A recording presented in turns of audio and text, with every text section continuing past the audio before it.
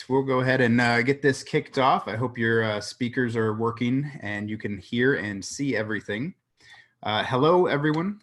Welcome to the Working from Home Securely Best Practices for Creatives Utilizing Bebop webinar. My name is Brian Bedell, and I'm part of the customer success team at Bebop Technology. My role here is to help creatives transition and improve their workflows utilizing the power of cloud-based collaboration. Just to give you a little background, I've been an editor, filmmaker, and creative for almost 20 years and have spent a lot of that time working on the cusp of artistic creativity and technology. Before working in film and TV, I was involved in the science and engineering world and bring a lot of that mentality to production workflows and efficiencies. While I was working at a TV network, I was tasked with testing the platform and fell in love with the technology and their vision. I've spent most of my career doing remote work with different systems, and this was by far the most complete that I had come across. For me, the ability to take my post-production facility with me wherever I needed to be was a game changer. To be able to securely collaborate with other creatives despite their location has opened up more opportunities, provided better workflow efficiencies, and allowed for more time to be spent in the creative mindset. So let's get to it. I'm stoked to show everyone this. I just want to show, I'm going to go through a few PowerPoint slides here. This is what I'm looking to cover today. First off, we'll start with an introduction to Bebop and what it is. We'll go over some platform basics, or what I like to call the new way you turn on your computer. We'll cover some nuances of cloud-based collaboration. Just a few things to know to make life easier in the cloud. Then we'll go Bebop in action. We'll take it for a quick spin to show you the power behind the machine. And then I'll show you the MCP, or Master Control Program, for any of you fans of Tron. This is the brain of the operation that kind of keeps everything running smoothly. And then I'll demonstrate our knowledge base and support portal, which is just a quick overview of how we're here to keep you delivering on time. And after that, we will open it up to Q&A. So if you have any questions, post them there. We'll have about 5 minutes at the end to quickly cover what we can, and the rest we will answer on our blog at bebop-technology.com/bebop-technology-news. Also, I'm going to go through some of these slides pretty quick. If you don't get a chance to read everything that's on them, don't worry. You can watch the recording and pause it to read more in depth if you'd like. So to start off with, here's some basics. What is Bebop? Bebop is your go-to partner for secure production collaboration. Our software lets you remotely access an extremely powerful computer in the cloud, capable of running all the processing heavy industry standard tools you work with every day, from virtually anywhere with the highest level of security available.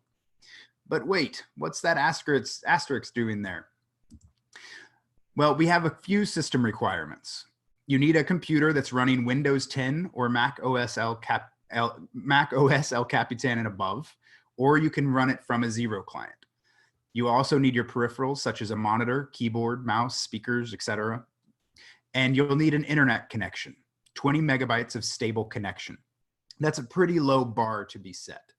And just to demonstrate what I'm working with here, I'm going to switch over to do a speed test just to show you my own home network. It's not great. I've got a 13 millisecond ping, somewhere around 40 to 50 megabytes per second. It's not what I pay for, but that's what I get. And my upload is somewhere around 10 megabytes per second. So I just wanted to demonstrate the kind of system that I'm working with currently. And in addition to what you're going to see with, oh, look at that, not even 5.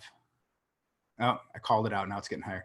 So, you know, in addition to what I'm going to show you with the usage of the Bebop platform and the experience that I'm getting on my end, you know, also keep in mind that I'm also now running a Zoom conference, and that can also change the way that it may look on your end as well. So just to talk about some of these best practices though, a 20 megabyte per second minimum requirement, that's for a single 1920 by 1080 HD monitor. But we're creatives. We don't work with minimum system requirements. So the better the connection, the better the experience you're going to have. And obviously being plugged in to your Ethernet is going to be better than having Wi-Fi connection. So if you have 2 monitors, you're going to need to double that. If your monitor resolution goes up, you're going to need more than that. I always suggest, if just for basic usage, you're going to need somewhere around 40 to 50 megabytes per second for a comfortable experience. The other thing to keep in mind, remove distractions. Part of the paradigm shift of learning to work from home as opposed to your edit bay is learning to remove those distractions so that you can focus. The same is true of your workstation. So you need to give it as much consideration as you give yourself. If you're in your edit bay and you close the door because people are being too loud, you kind of need to do the same thing when you're approaching how you work with your workstation. So we want to turn off anything that's going to interfere with your network and that stable internet connection.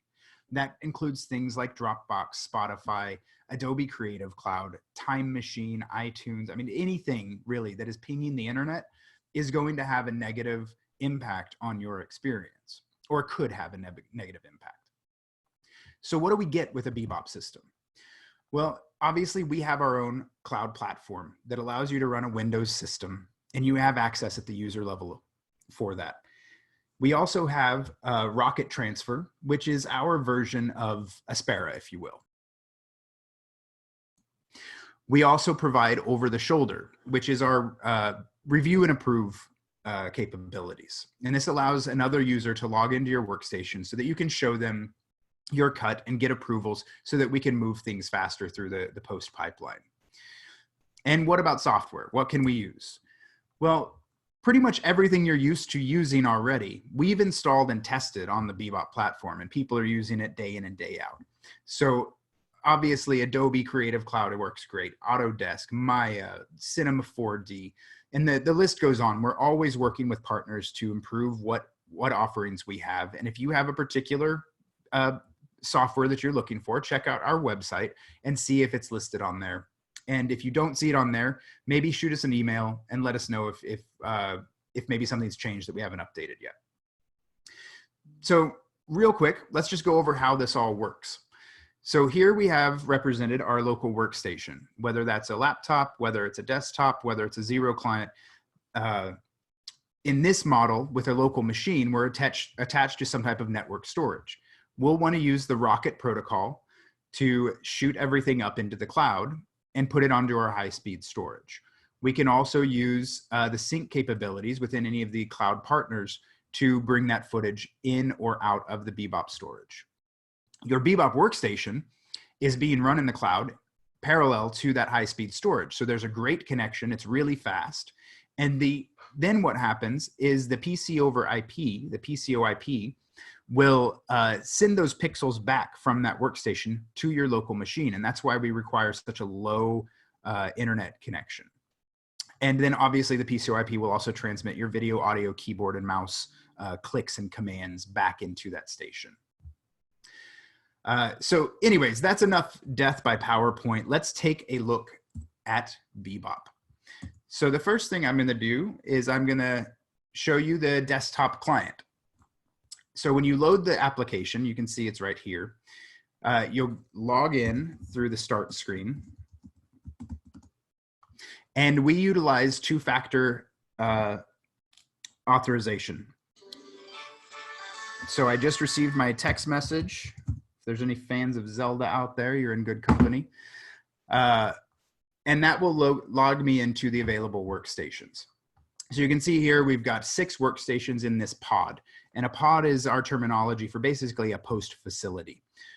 So in this pod, which is represented by this connection gateway, this is where you connect to, then we have all these different workstations available. If we want to load a workstation, we simply click on it, and it's going to go through a color-coded process of yellow and then purple and then green before we can launch that.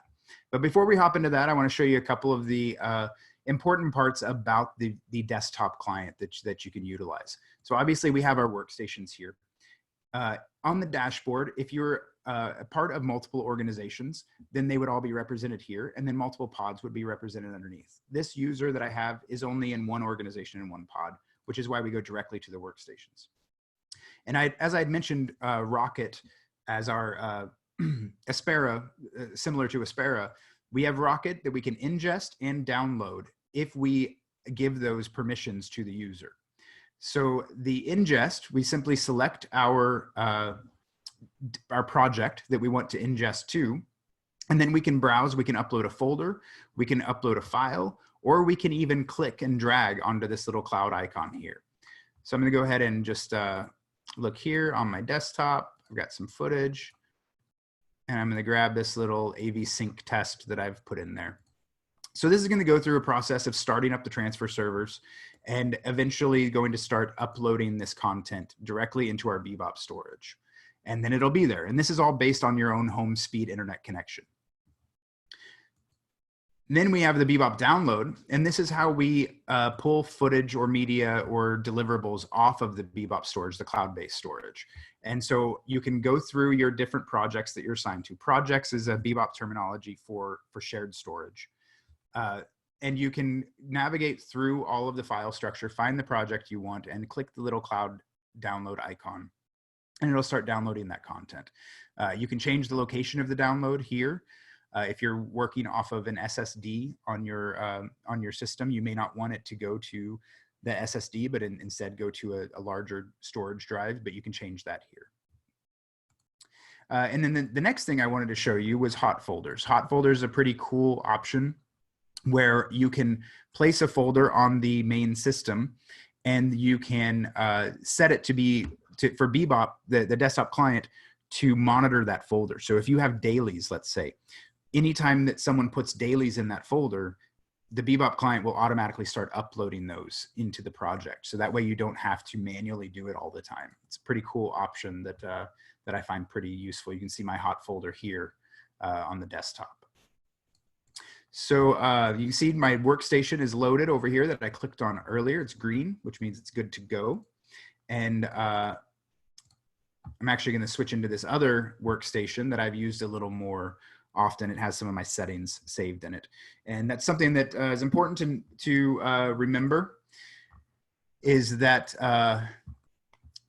each workstation is a computer, which then has its own user accounts within that. So if you are working in multiple workstations, you'll want to make sure that you back up your keyboard settings, your workspace settings, whatever is personalized to you, you'll want to use. You want to make sure that that's backed up. So when we get into the virtual machine, and I am now running a virtual machine, you can tell it's switched from a Mac operating system on your screen to a Windows operating system. I am now currently in the virtual environment. And when you first log into a workstation, you're going to be presented with the Bebop dashboard. My username is represented up here at the top. The name of the workstation is underneath that. We have a couple of things up here at the top that are important. This is the runtime that the computer has been on. So I've had this workstation running for just under 22 minutes. The idle timer allows you to track how long the system is running without being utilized. Excuse me. And then next to that is the shutdown. Once we are done using this workstation, we're going to want to shut it down just so it's not up and running all of the time. So then we have, in this panel here, we have our projects. And again, projects is the Bebop terminology for shared storage. And right now I'm assigned to just this one project, Azure West US Sales Demo Default. And that I have the unmount button here, which represents that that drive is currently mounted on my system. Next to that, in this panel, we have our app launcher. These are basically the most used apps within the workstation. So we have the Adobe Creative Cloud and a couple of the apps there. We've got Blender, Maya, Google Chrome, a couple of things there. It's kind of nice just to have it right there. Then we have the Enable Mac Keyboard button. If you're using a Mac keyboard, as I am, you can select that option, which tells the workstation to read your command button as a control button as well. And then underneath, we have the Bebop OTS. This is over the shoulder. This is our review and approve technology. So with the Bebop OTS, I can give it a session name. Let's see, approval V2. I give it a description, check out my cut. And then under user, I just select the user that I want to invite to this session. And what's really great about the OTS sessions is that they'll be able to review in full HD at 30 frames a second, everything that you see on your screen. And that's an amazing opportunity to quickly get a producer's eyes on something or some type of, but you don't have them actually sitting in your bay. They can't control your screen. They can't change your edit, but you do have two-way communication through that as well. So it's a pretty cool opportunity that we have within the Bebop software. So we're going to talk about a couple of the nuances of cloud-based collaboration now, because things in the cloud are a little different. Once you get used to those little differences, it's the same thing that you do day in and day out. Editing doesn't change. Your craft doesn't change. It's just the tools we use. And there are a few things that we get pointed out, that we point out, so that it makes it a little bit easier. For authorization within Adobe, one of the most important things is you have to go through the Adobe Creative Cloud app first. So I'm going to log into my account.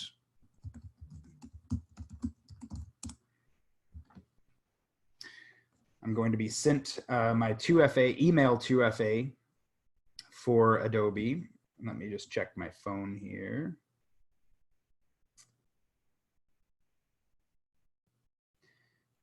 Sorry for the delay.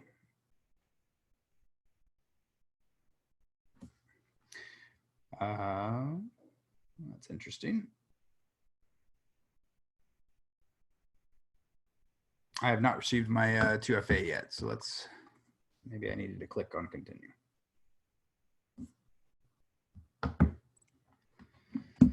There it goes.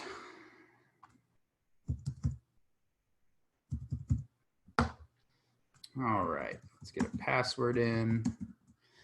And we are now logged into Adobe Creative Cloud. So now we can launch any of the apps that we're familiar with. A couple of other things. So that is one thing that you do have to load up first before you start launching Premiere or After Effects. And can you guys hear those notifications that I just got? Well, you know what? You guys don't have your microphones turned on, so I'm not going to be able to hear you respond. So we're just going to assume that you can. So I'm going to show you now something about the hard drives on these systems.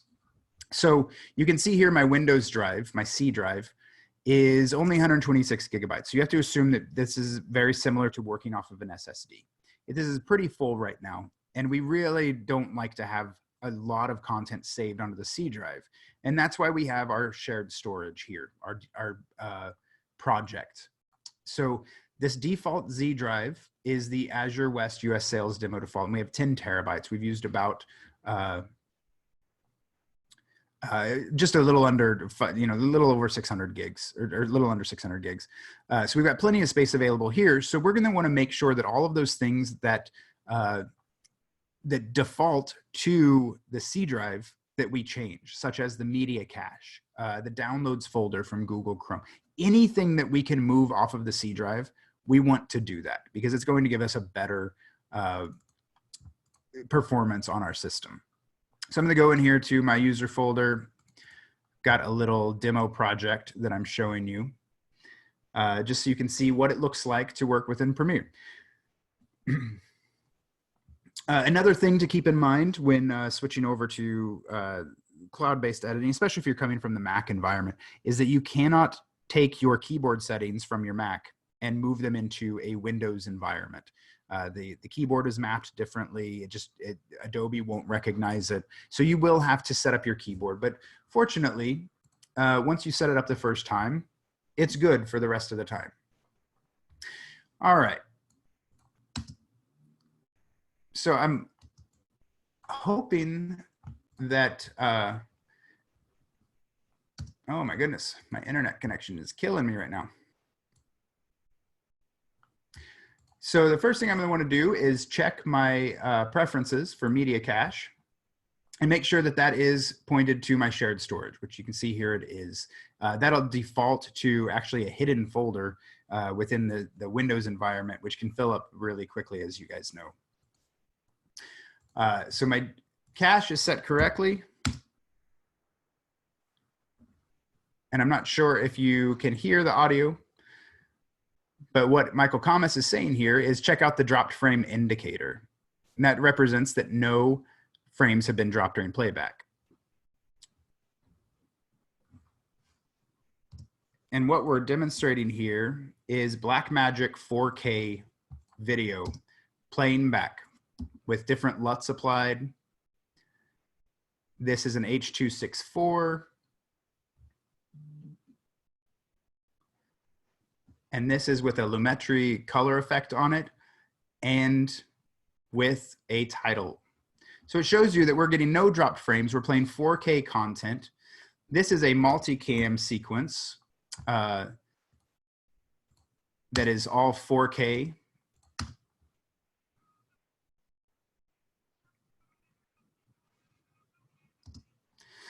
So I just wanted to demonstrate some of the power that's within this workstation. And everything within Adobe is the same as everything that you're used to using. So, you know, there's no surprises there. There are a few small changes that you want to address, such as your keyboard shortcuts, your workspace. I'm currently running 2 monitors, so I could change my workspace to spread it out as I normally would in a production facility. But for the purposes of a demo, this is a little bit easier to show you that. We also have, I'm gonna go ahead and close this out. And obviously we have After Effects. We're running 2020 here, so we have all of the benefits of the latest versions of Adobe running, and are looking forward to some of those new future releases as well.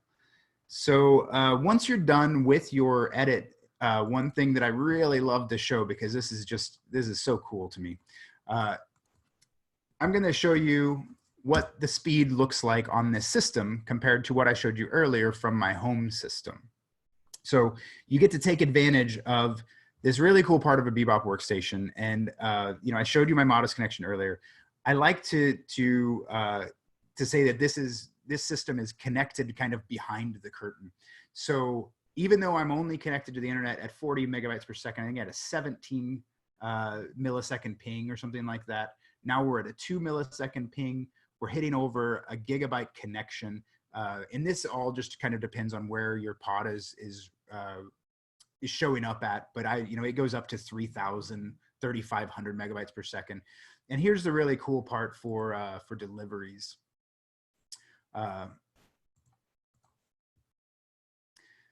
Look at that. A gigabyte connection up. And again, I've seen this go up as high as 3,000 megabytes per second. So when you're delivering a large file to a client, if you have to send it off for air and you're talking about a 40, 50 gig file, or even 200, 300 gig file, you're getting a scorching fast internet connection within this workstation. And that's a pretty cool part of it. I think it's really, really just so much fun to have that speed and power at your fingertips, even when you're using a lighter system at home or wherever you're connecting from. So as I mentioned, we're going to go ahead and shut down this system using this yellow button. We can also do this through the MCP, the Master Control Program, or through the desktop client. But what I'm going to show you now is what the MCP actually looks like. There's some really cool features within the MCP, which the web address is mcp.beboptechnology.com. I'm going to go ahead and log in using my user account and password. With all of our world-class security protocols, we are still using the SMS2FA for each login. So when you log into the MCP, you're presented with some workstation usage, a couple of quick buttons here. This all gets populated over time, and it depends on how much your user is logged in and using the different workstations. I haven't used this particular user. I have a couple accounts, but I haven't used this particular user a lot lately, so nothing's really represented. But then we also have our projects listed here. And this is, again, the shared storage. This will show us how much of that project is being utilized. And we can also additionally add projects of our own. And this basically creates another mount point that can be assigned to particular users. So not everybody will have access to it. And this is really cool when you're working on shows, or you're working, all of the storage is shared within the organization, but maybe not all of the editors or creatives are authorized to cut a particular show or to even see the footage. So again, it adds another level of security for you so that you can work on the projects discreetly that need that type of privacy. We also have a button here for credentials. This means you can add any of your S3 buckets or any of your cloud credentials into your Bebop account. Here we have the workstations button, which will give us a listing of all the workstations within our organization or our pod. And you can see here, this is a workstation that I started up at the beginning of our demonstration, and it's logged 14 minutes of idle time. So we're going to go ahead and just stop that from the MCP. So we also can represent workstation usage. That'll show us a breakdown, and transfer log. So anything that we've moved up or down, we can be represented in the transfer log. So you don't even have to monitor the system to see all of the information. We also have a link to download the client. And then we have a link to the support or knowledge base. And here at the knowledge base, we're constantly filling this out more. We're always trying to add more solutions. This is your way of learning how to use the system, of troubleshooting some of the problems that you may run across. Because it's a really simple system to use, but sometimes there are those nuances, like I had mentioned. We also have the Bebop technology in 4 minutes, a video put together by Michael Thomas. It's a really great presentation of an overview of the platform. And all kinds of things, great things there. So if you don't find the information you're looking for, you can always create a new support ticket with your account, which will allow you to basically tell us what's going on. And we have 24/7 monitoring of our account. And this is how we can support you guys while you're moving to a cloud-based platform. All right, so I'm just gonna switch back. If this looks like a good solution for your remote collaboration, I do want to just let you know that you're in good company. These are just a few of the organizations that we've helped move workflows to the cloud. We're working constantly with them. We're constantly collaborating with them, developing new solutions, and making sure that they're hitting all of their delivery dates. And with that, I just want to say, I hope this has been informative for you all. If you haven't done so yet, please pop in some questions to the Q&A, and we'll try to tackle all we can with our remaining time. I'm sorry I went a couple of minutes over what I was anticipating. But we're holding webinars about working from home securely every day at 2 p.m. Pacific for the foreseeable future. So please join us tomorrow, where we're going to re-air Michael Thomas's discussion from yesterday. It's a little more technical side based on how to utilize Bebop, but we will have a live Q&A at the end of it. And check our website for more information about upcoming webinars. And with that, I want to turn it over to the Q&A session. All right. Let's see here. I've got, what does it take to do the same with Avid Media Composer? That's an excellent question. We have been working with Avid for a little while now. If you're not aware, Avid made an announcement at last year's NAB that we were going to be partnering up, and we are continuing to work with them to find a solution to bring Avid into the cloud. I don't have a firm answer for that, but any information that we do have with that we can disclose, we will release on our website and in social media. Let's see, the next one is, what digital audio workstations do you support? Pro Tools support in the works. So that's a great question regarding audio. With our underlying usage of the Teradici PCOIP, currently, we only support stereo audio. So that is something that we are working with Teradici to find solutions on. So that we can have 5.1 audio, but currently all that we can export is stereo audio. So it does create a little bit of a blocker there, but it is something, you know, this is an ever-changing industry. We're always trying to come up with better solutions and be able to move all workflows to the cloud. But, you know, I think right now, probably the primary focus is just kind of editorial. So yeah, that would be the answer for digital audio workstations. And thank you for the demo, amazing tech. Thank you for being here. And I would say right now it's 2:30. If I don't see any other questions popping up before I end my statement here, then I'm going to go ahead and sign off. I just want to thank everybody for being here, for coming in. And remember, we're going to be posting these so that you can redigest them if you'd like on our website. And keep paying attention to Bebop Technology on social media. We're going to be posting what webinars are coming up, and we're going to have a lot of really cool stuff happening with some of our partners. Obviously, this is a time that is changing a lot of things, and we are here to support you in whatever way we can. This is a great, oh, we just had one. Can we run other Windows apps? Yes, definitely. That's a great question. You know, this is not just a solution for editorial. Or visual effects. This is a solution for anybody that needs to collaborate remotely.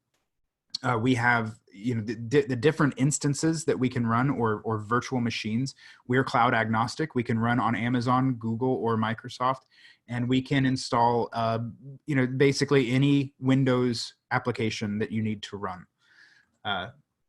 That's a great question. Thank you for asking that. There's a lot of, to me, the value of this technology, because it's really the only platform that allows for full integration the way that it's developed. No one else has an offering that allows a full package the way that we do. And, so there's a lot of applications outside of the entertainment music, the M&E industry. And, it's just one of those things where that's where a lot of us in the company came from. And so that's kind of where we started. But yes, definitely running other Windows apps. So with that, oh, there we go. Any other graphics apps like Cinema 4D or Blender? Yes, definitely. I mean, we have Cinema 4D and Blender both installed and are running constantly. We work with a few partners, or few visual effects companies that are running those on a daily basis, delivering content to basically every imaginable delivery source. So, all right. Thank you, everybody, for joining me. And I'm going to wrap this up. And I hope to see you guys soon on another webinar.